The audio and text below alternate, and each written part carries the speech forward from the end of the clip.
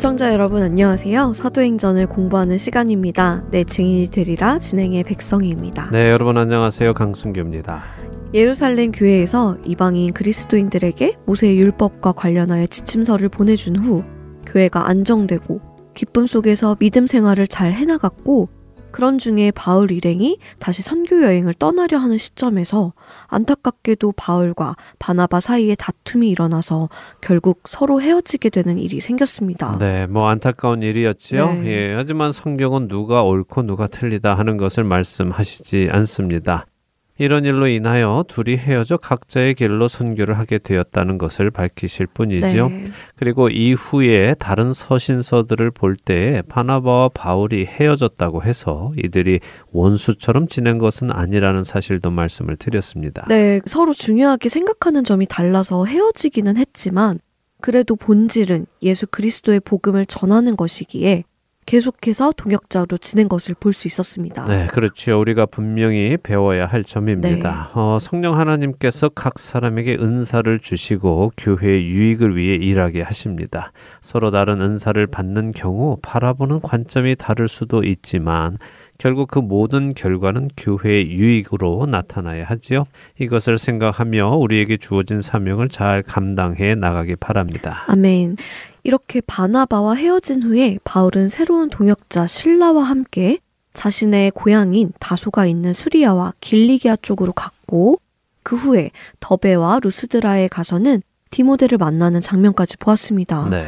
그런데 디모데는 어머니는 유대인이지만 아버지는 헬라인이었어요. 네. 우리는 흔히 유대인들은 모계사회라고 해서 어머니가 유대인이면 자녀도 유대인으로 받아들여진다고 알고 있었는데 그렇지 않다는 것을 성경에서 알게 되었습니다. 네, 그렇죠. 디모데의 아버지가 헬라인인 줄 알기 때문에 바울은 디모데를 데려다가 할례를 행했죠. 네.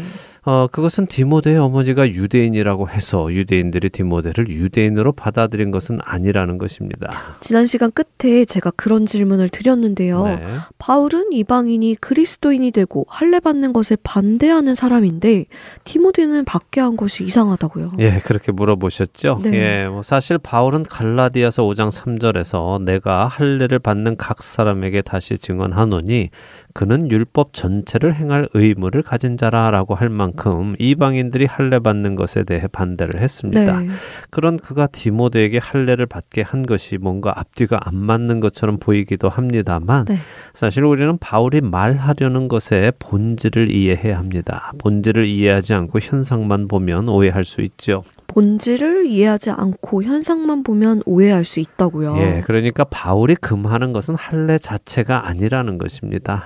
바울이 이방인 그리스도인들에게 할례를 금한 이유는 무엇입니까? 할례 자체가 나쁘다는 것인가요? 아, 그렇죠. 할례 자체가 나빠서 금한 것이 아니라 은혜로 구원받는 것이 아니라 할례를 받고 율법을 지켜야 구원을 얻는다고 생각하는 것이 잘못이기에 그 생각이 잘못되었고 그런 생각으로 할례를 받아서는 안 된다고 금한 것이죠. 맞습니다. 당시의 유대인들은 이것을 깨닫지 못하고 바울이 모세의 율법을 반대한다. 모세의 율법을 지키지 말라고 가르친다. 이렇게 생각을 했습니다. 네. 그래서 바울에게 대항을 했지요. 그러나 방금 백성희 아나운서가 말씀하신 대로 바울이 말하려는 것은 율법을 지킴으로 의에 이르고 구원에 이르는 것이 아니다. 그것은 불가능하다. 우리를 의에 이르게 하는 것은 예수님의 십자가 대속이며 그것을 믿음으로 구원에 이르는 것이다. 그 자체로 구원이 주어졌다 이것이죠. 네. 그래서 바울은 고린도전서 9장 20절에서 유대인들에게 자신이 유대인과 같이 되고 율법 아래에 있는 자들에게는 율법 아래에 있는 자 같이 된다고 말을 합니다. 그리고 그렇게 하는 이유는 그들을 구원에 이르도록 하기 위함이라고 말씀하시죠. 각 사람의 수준에 맞추어 다가간다는 것이군요. 네. 그들로 예수 그리스도를 통해 하나님의 자녀가 되도록 하기 위해서요. 예, 그런 이유로 바울은 혼혈인인 디모데에게 할례를 행합니다. 이렇게 행함으로 유대인들에게 다가갈 수 있도록 하는 것이죠. 자, 보세요. 디모데는 앞으로 교회의 지도자가 될 사람입니다. 그런데 그가 할례를 받지 않은 사람으로 유대인 그리스도인들의 지도자가 될 수 있었을까요? 그가 할례를 받지 않고 유대인들에게 나갔다면 유대인들은 그에게 마음을 열지 않았을 것입니다. 사실 디모데는 나이도 어려서요. 그의 권위를 인정하지 않는 성도들도 적지 않았거든요. 단지 나이가 어리다는 이유로요? 네, 우리도 가끔 보면 아유 어린 놈이 뭘 알아 이런 식으로 생각하는 분들을 보지요. 네. 유대인들 사이에도 그런 사고 방식이 있었습니다. 나이에 신경을 쓰는 그런 문화가 있었군요. 예, 그런 문화 안에서 나이도 어리고 할례도 받지 않은 디모데가 교회의 리더가 되기란 쉽지 않지요. 네. 이런 내용은 우리가 디모데 전후서를 잘 읽어보면 쉽게 추측할 수 있습니다. 자, 바울은 바로 이런 유대인들에게 다가가기 위해서 디모데에게 할례를 받게 하는 것입니다. 그가 유대인으로 유대인 사회에 받아들여지도록 하기 위해서 말이죠. 네. 그리고 또 한 가지 기억할 것은요. 사실 유대인들은 모세의 율법 때문에 할례를 받지는 않습니다. 오늘날의 유대인 그리스도인들도 여전히 할례를 받는데요. 유대인들은 난지 8일 만에 할례를 받기 때문에 자신이 그리스도인인지 아닌지 결정한 후에 받는 것은 아니죠. 근데 어쨌든 그들이 난지 8일 만에 할례를 받는 이유는 꼭 모세의 율법 때문이 아니라 하나님과 아브라함의 약속 때문입니다. 자, 창세기 17장 10절을 읽어보실래요? 창세기 17장 10절이요. 네. 너희 중 남자는 다 할례를 받으라. 이것이 나와 너희와 너희 후손 사이에 지킬 내 언약이니라. 네. 그렇네요. 이스라엘이라는 나라가 생기기도 이전에 하나님께서 이미 아브라함에게 그렇게 말씀하셨네요. 예, 그래서 율법 때문이 아니라 하나님과 아브라함의 언약 때문에 유대인들은 할례를 받는 것입니다. 자, 이 정도면 설명이 됐겠죠? 네. 예, 이렇게 디모데를 합류시킨 바울은 여러 성으로 다니면서 예루살렘 교회의 결정을 알려주며 교회를 교육시킵니다. 우상숭배와 음행, 목매어 죽인 것과 피를 멀리하라는 결정과 이방인 그리스도인은 할례를 받지 않아도 된다는 결정 말이죠. 네, 그 결정을 알려주며 교회를 가르치니 여러 교회가 믿음이 더 굳건해졌고 숫자가 날마다 늘어갔다라고 하십니다. 자, 이제 어떤 일이 또 일어날까요? 6절에서 10절 읽어볼까요? 네, 사도행전 16장 6절부터 읽습니다. 성령이 아시아에서 말씀을 전하지 못하게 하시거늘 그들이 부르기아와 갈라디아 땅으로 다녀가 무시아 앞에 이르러 비두니아로 가고자 했으되 예수의 영이 허락하지 아니하시는지라. 무시아를 지나 드로아로 내려갔는데 밤에 환상이 바울에게 보이니 마게도냐 사람 하나가 서서 그에게 청하여 이르되 마게도냐로 건너와서 우리를 도우라 하거늘. 바울이 그 환상을 보았을 때 우리가 곧 마게도냐로 떠나기를 힘쓰니 이는 하나님이 저 사람들에게 복음을 전하라고 우리를 부르신 줄로 인정함이러라. 네, 자 2차 선교 여행을 떠난 바울 일행, 그 바울 일행에게 성령님께서 아시아에서는 말씀을 전하지 못하게 하셨다 하면서 6절이 시작이 됩니다. 왜 전하지 못하게 하셨을까요? 저는 이 구절을 보면 늘 좀 섭섭한 생각이 듭니다. 네. 왜 우리 아시아에 먼저 복음이 들어오지 못하게 하셨는지 말이에요. 네, 뭐 저도 처음에 그런 생각을 했습니다. 성령께서 바울 일행에게 오히려 아시아로 먼저 복음을 전하게 하셨다면 세계는 유럽을 중심으로 발전하지 않고 아시아를 중심으로 발전해 나가지 않았을까. 그래서 아시아의 문명이 더 발달하지 않았겠나 뭐 그런 생각도 해봤습니다. 네. 근데 이런 생각을 하는 것은요, 다 제가 성경도 모르고 당시 문화와 지리도 몰랐기 때문에 가진 생각이었음을 후에 성경을 공부하면서 알게 되었는데요. 궁금한데요. 뭘 알게 되셨는지? 예, 우리는 아시아라고 하면 방금 말씀드린 대로 우리가 살고 있는 지금의 아시아를 떠올립니다. 네. 뭐 인도, 중국을 비롯한 필리핀, 인도네시아 그리고 우리 한국과 일본 이렇게 예루살렘으로부터 동쪽에 있는 나라들을 생각하지요. 네. 하지만 당시 문화에서 아시아라고 불리는 곳은요, 예루살렘으로부터 동쪽에 있지 않고요, 오히려 서쪽에 있습니다. 엄밀히 말하면 북서쪽에 있죠. 아시아가 예루살렘으로부터 서쪽에 있다고요? 네. 전혀 예상 밖의 이야기인데요. 예, 물론 예루살렘 곧 이스라엘에서 서쪽으로 가면 바로 지중해가 나오죠. 네. 그래서 북쪽으로 올라가다 보면 지중해를 타고 땅이 서쪽으로 다시 나옵니다. 네. 지금의 터키 지역인데요. 네. 바로 그곳을 아시아 혹은 소아시아라고 불렀습니다. 요한계시록에 나오는 아시아의 7교회가 바로 여기에 있는 7교회이죠. 에베소, 서머나, 버가모, 두아디라, 사데, 빌라델비아 그리고 라오디게아 이 교회가 그렇고요. 또 골로새 교회도 여기 아시아에 있었습니다. 아, 그런가요? 제 생각하고 반대 방향이었네요. 네. 그럼 성령님께서 그 아시아에는 말씀을 전하지 못하게 막으셨다는 것인가요? 왜 그러셨죠? 예, 그것이 하나님의 주권인데요. 모든 것을 아시는 하나님께서 그렇게 인도해 가신 것이고 거기에는 분명한 이유가 있으셨겠지요. 말씀드린 대로 그 아시아에도 요한계시록에 등장하는 7교회가 있습니다. 그러니 그곳에도 복음이 전해졌다는 것이죠. 하지만 그 아시아의 교회들은 사도 바울의 3차 선교 여행 때에 생겨납니다. 그럼 지금은 2차 선교 여행이 시작이니까 아직은 때가 아니었다는 것이군요. 그렇죠. 아시아 지역은 복음을 전하지 못하도록 막으신 것이 아니라 지금이 때가 아니라는 것입니다. 성령님께서 구원받을 자들을 준비하신 다른 곳으로 먼저 가게 하시고 이곳은 나중에 사람들의 마음이 준비되었을 그때에 다시 오게 하시는 것이죠. 결국 전도나 설교는 사람의 힘으로 하는 것이 아니라 성령 하나님께서 택하신 자들, 또 준비시키신 자들에게 친히 인도하심으로 되는 것임을 다시 확인시켜 주시는 것이네요. 네, 맞습니다. 지도를 보면서 설명드리면 참 좋을 텐데 안타깝습니다만 예, 바울은 안디옥에서 북서쪽에 있는 다소로 갔고요. 다소에서 서쪽으로 디모데가 있던 루스드라 더베 지역으로 갔습니다. 그리고 거기서 서쪽으로 가면 바로 아시아, 곧 골로새, 라오디게아, 에베소 이런 도시들이 나오는데요. 네. 바울은 자연스럽게 그리로 가려고 한 것입니다. 아무래도 그쪽이 도시가 더 크고 사람들이 많이 살고 있었으니까 그런 생각을 했겠죠.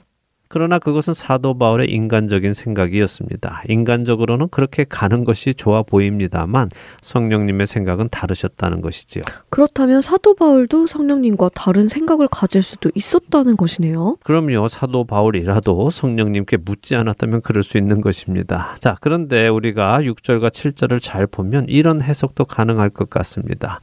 바울이 먼저 성령님께 제가 아시아로 갈까요? 라고 여쭈었을 수도 있죠. 네. 그랬는데 성령님께서 전하지 못하게 하셔서 바울 일행은 서쪽이 아닌 북쪽으로 행로를 정하고 브리기아와 갈라디아 땅으로 가서는 무시아라는 곳까지 간 것으로 보입니다. 그런데 무시아에서 북쪽에는 땅이 없고 다시 바다가 나옵니다. 마르마라 해라는 바다가 있죠. 자, 바울은 디모데가 있던 루스드라에서 서쪽으로 가려 했지만 성령님이 가지 못하게 하셔서 북쪽으로 왔습니다. 북쪽에 오니 바다가 있습니다. 거기서 서쪽으로 갈 생각은 하지 않았을 것입니다. 이미 서쪽으로 가는 것을 막으셨으니까요. 그렇다면 자연스럽게 어디가 남습니까? 남쪽으로부터 올라와서 북쪽 끝에 닿았고 서쪽으로는 못 가게 하시니 당연히 동쪽으로 갈 선택밖에 남지 않을 것 같은데요. 맞습니다. 그래서 바울은 동쪽에 있는 비두니아로 가려고 애를 씁니다. 그런데 예수의 영, 성령님이 또 허락치 않으시죠? 아, 그렇게 된 것이군요. 네. 바울 일행은 성령님의 인도하심을 따라왔고 따라왔을 때 길이 막혔으니 자연스럽게 선택지가 있는 곳을 택해서 또 가려고 한 것이군요. 그렇습니다. 자, 바울 일행은 그렇게 자연스럽게 열린 쪽으로 가려 했는데 성령님이 또 막으셨죠? 자, 성령님의 계획은 무엇이었는가? 그것은 북쪽 끝에서 배를 타고 바다를 건너서 마게도냐라는 곳으로 가라는 것이었습니다. 바울이 거기까지는 생각을 안 했던 것이네요. 그렇죠. 배를 타고 그 땅을 넘어갈 것이라는 생각은 하지 않았던 것이죠. 그래서 성령님의 이끄심을 따라 무시아에서 서쪽에 있는 드로아라는 항구 도시로 가게 되었고요. 거기서 밤에 환상이 바울에게 보이도록 성령님께서 하신 것입니다. 환상 중에 마게도냐 사람이 건너와서 우리를 도우라라고 요청하지요. 네. 이 환상을 보고 바울은 자신의 일행들에게도 나누었고 일행이 함께 상의했을 때 이것은 하나님께서 우리를 마게도냐로 보내시는 것이다 하는 한 마음을 품게 된 것이고 그래서 그렇게 마게도냐로 가기를 힘쓰게 되는 것입니다. 여기서 마게도냐를 가려면요, 이제 에게해를 건너야 합니다. 예루살렘으로부터 아주 멀리까지 온 것이고요. 다소에서도 상당히 멀리 온 것이죠. 자, 이제 또 어떤 일이 일어날까요? 11절에서 15절 읽고 이야기 나누죠. 네, 사도행전 16장 11절부터 읽습니다. 우리가 드로아에서 배로 떠나 사모드라게로 직행하여 이튿날 네아폴리로 가고 거기서 빌립보에 이르니 이는 마게도냐 지방의 첫 성이요 또 로마의 식민지라 이 성에서 수일을 유하다가 안식일에 우리가 기도할 곳이 있을까 하여 문 밖 강가에 나가 거기 앉아서 모인 여자들에게 말하는데 두아디라시에 있는 자색 옷감 장사로서 하나님을 섬기는 루디아라 하는 한 여자가 말을 듣고 있을 때 주께서 그 마음을 열어 바울의 말을 따르게 하신지라. 그와 그 집이 다 세례를 받고 우리에게 청하여 이르되 만일 나를 주 믿는 자로 알거든 내 집에 들어와 유하라 하고 강권하여 머물게 하니라. 네. 드디어 빌립보라는 곳에 가게 되는 것이군요. 네, 자, 이 글을 쓴 저자 누가는요, 여기서부터 바울 일행을 표현할 때 우리라는 표현을 씁니다. 아, 그럼 누가도 여기서부터는 동행을 하게 되었다는 것인가요? 네, 그렇게 보는 것이죠. 그 전까지는 들은 이야기를 썼다면 여기서부터는 자신이 동행하며 직접 경험한 것을 쓰는 것으로 봅니다. 네. 그러니까 적어도 지금 이 일행에는 바울, 실라, 디모데 그리고 누가가 있는 것으로 보입니다. 이들이 빌립보에 이르게 되는데요. 빌립보는 마게도냐 지방의 첫 성이면서 로마의 식민지다라고 소개를 하지요. 네. 그러니까 자유도시가 아니라 로마의 통치 아래에 있는 도시라는 것입니다. 근데 우리는 식민지 하면 어떤 느낌이 듭니까? 식민지 하면 아무래도 압제 속의 자유를 빼앗기고 노예처럼 사는 그런 모습이 떠오르죠. 네. 마치 조선이 일제 식민지였던 그런 때가 생각납니다. 네, 맞습니다. 그런 느낌이 듭니다. 그런데 당시 로마의 식민지들은요, 자신들이 로마의 식민지인 것을 자랑스러워하는 경우가 많았습니다. 자신들이 로마에 살지 않는데도 로마인 대우를 받았기 때문에 그렇죠. 네. 물론 유대인들은 로마의 식민지로 사는 것을 싫어했고 부끄러워했지만 다른 지역 사람들은 그렇지 않았습니다. 로마의 식민지다라고 하면요, 그들에게는 로마의 시민권이 주어졌습니다. 그래서 그 사람들은 억울한 일이 있으면 로마 황제에게 호소할 수도 있었고요, 여러 형벌에서도 면책을 받는 특권도 있었죠. 우리가 생각하는 그런 식민지하고는 차이가 많군요. 네. 그럼 로마 식민지였다는 것은 그 지방 사람들은 로마인 대우를 받았다는 것이군요. 그럼 나름 어깨에 힘 좀 주는 사람들이 많았겠는데요. 네, 바로 그것을 우리 저자들에게 알리려고 누가는 이것을 기록한 것입니다. 네. 이들에게는 특권 의식이 있었다 하는 정보를 알려주는 것이죠. 네. 자, 이렇게 빌립보에 도착한 바울 일행, 이들은 안식일에 기도할 곳을 찾았는데 기도할 곳이 없다고 합니다. 유대인 회당이 없었다는 말입니다. 유대인 회당이 없었다는 것은 그만큼 유대인들이 빌립보에는 없었다는 말이기도 합니다. 유대인들은요, 유대인 남성 10명이 모이면 회당 모임을 가질 수 있습니다. 회당이 없었다는 것은 유대인 성인 남성이 10명도 안 되는 도시라는 말이겠네요. 네, 그렇게 보입니다. 자, 회당이 없으면 유대인들은 강이나 바닷가에 모여서 안식일에 기도를 했습니다.